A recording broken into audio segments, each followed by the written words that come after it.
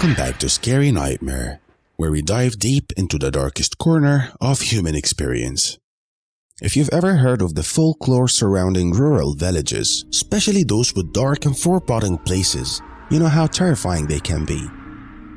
Tonight's story unfolds in a small, remote village known for its unsettling tales and eerie occurrences. This chilling story of disappearance and supernatural events will make your skin crawl. So grab a cup of coffee, find a cozy corner, and let's immerse ourselves in a tale of horror that came true. Our story begins in the year 1980 in the quaint village of Hollow Creek, located in a remote village in Europe. The villagers had long been haunted by unsettling events, but nothing prepared them for what was about to unfold. It was an ordinary night when one of the village's elder men, known as Mr. Jonathan Crane, ventured out to collect water. Mr. Crane was known for his diligent routines, one of which was to fill his water container from a nearby reservoir. That night, he discovered his usual source of water was empty, so he decided to head to a nearby creek to fill his container. Little did he know, this decision would lead him to a nightmarish ordeal. As Mr. Crane made his way through the darkened fields, armed only with a lantern, he couldn't shake off an unsettling feeling. He had heard stories of a creature known as Wraith that roamed the fields at night, but he dismissed it as a folklore. The air was thick and tense as he walked, and despite his bravado, he couldn't ignore the eerie silence that surrounded him.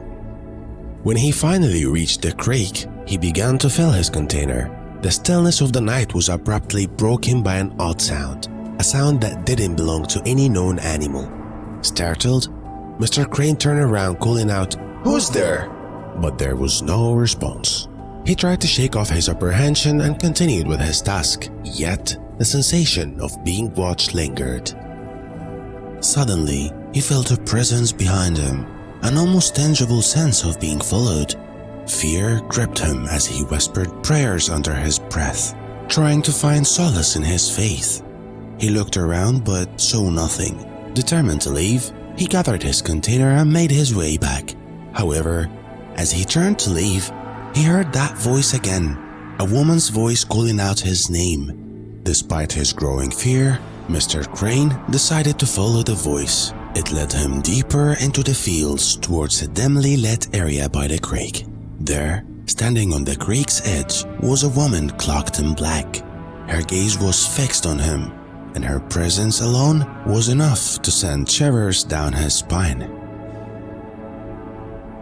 Mr. Crane, trembling, asked, "Who are you?"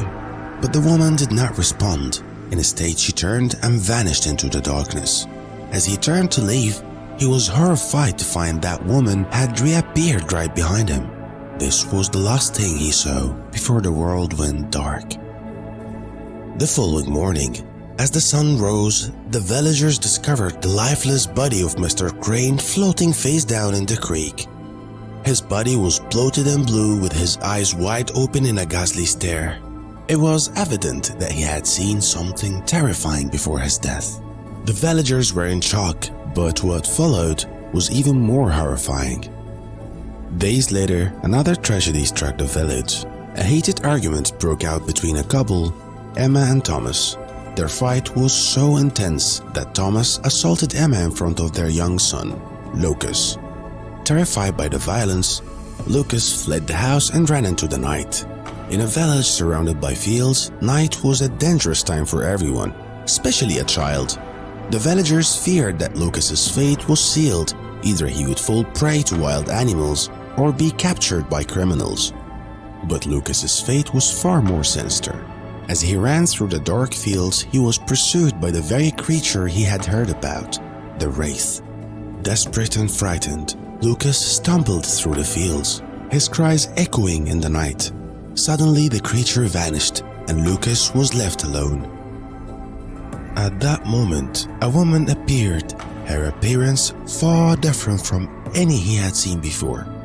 Lucas, still frightened, but desperate to escape the terror he had faced, followed her. The woman led him out of the fields and towards the creek. Lucas, fearing his return to an abusive home, continued to follow her, unaware of the horror that awaited. As they reached the creek's edge, the woman's demeanor changed. Lucas felt a growing sense of dread, and he could see that the woman was not what she seemed. He struggled to free himself from her grip, but she held him tightly, her smile never wavering. As the creek loomed before him, Lucas's cries grew more frenetic. The woman's grip tightened, and with a horrifying finality, she pushed him into the water. The next morning, the villagers were once again greeted with a ghastly sight. Lucas's body was discovered in the creek, floating in the same manner as Mr. Crane's. The discovery was made even more unsettling by the similarities in their depths. Both bodies were bloated in blue, with their eyes wide open in a ghastly stare. The villagers were paralyzed with the fear, realizing that a malevolent force were at work. The chilling events prompted two brave villagers, Michael and Sarah, to investigate the source of these horrors. Undeterred by the stories and warnings from their fellow villagers, they ventured out one night to uncover the truth. The moon was hidden behind thick clouds, and the only source of light was their lantern. They stationed themselves in the field, waiting for any unusual occurrences. As they waited, a cold, unnatural wind began to blow, intensifying with each passing moment. The wind was so strong that caused them to stumble, and the animals in the field scattered in terror. Michael, feeling the weight of fear, ran off at night, leaving Sarah behind. Sarah, desperate to find her friend, searched frantically. Eventually, Sarah's search led her to the creek, where she saw Michael standing motionless at the water's edge. Michael's behavior was strange, and he was staring into the creeks with a fixed, eerie gaze. Sarah approached, trying to make sense of the situation, but Michael's response was unsettling. Without warning, Michael threw himself into the creek, disappearing beneath the surface. Sarah's horror reached its peak as she turned to find the woman from before standing behind her. Her gaze was terrifying, her eyes glowing with a malevolent light. Overcome by fear, Sarah collapsed, and when she regained consciousness the next day, she found herself in the village headman's house.